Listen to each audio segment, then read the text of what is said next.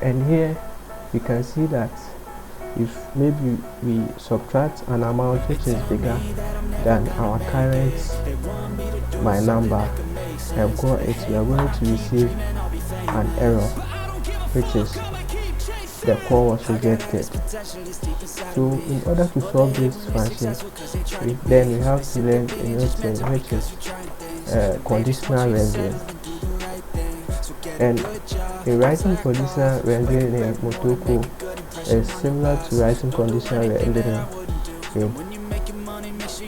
in JavaScript. All we have to do is to bring our if keyword, our brackets and our curly brackets, and the condition is going to be inside this code. So here you can specify that if my number minus the amount is greater than or equal to 0, then we should run this function.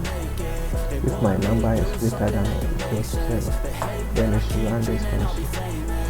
So here we are seeing a yellow line under our condition, which is operator may try for is file type not.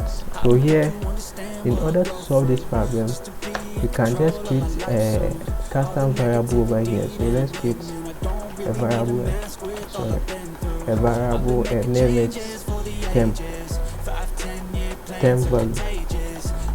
And here we are going to specify the data type, and here we are going to use int, which is short for integer, and then store our current condition inside it.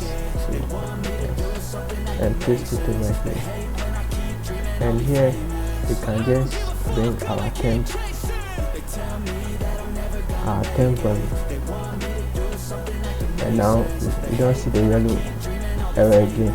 So and after we are done, let's try and bring an else statement with log and information where the user deducts a certain amount which is bigger from my current number. So here we can just bring else and our curly brackets, and here we can just log an information onto the terminal for the user to see that the amount was too huge. So here debug.print, and because we are just writing a certain string for the user to see that it was an error, we can just bring it without using the debug_show. So here let's write the amount is too high, and after that you can save our project and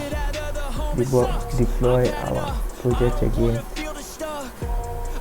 and we can head back to our browser, and here we can refresh. And after we are done refreshing, and we subtract, let's say 1 from the terminal, which is okay for 1 from my number, which is okay for the project. We can subtract, and you will see it's left with 19. And when we also subtract a number which is very big from my number, we are going to see a condition saying that the amount was too high. So thank you for watching my video, and this is the introduction to Motoko Programming Language. We've learned a lot. We've learned how to declare variables. We've learned how to write functions.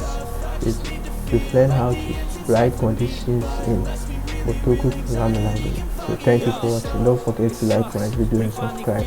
Bye. Everything feels like you're sticky stuck. I'm lost, handcuffed.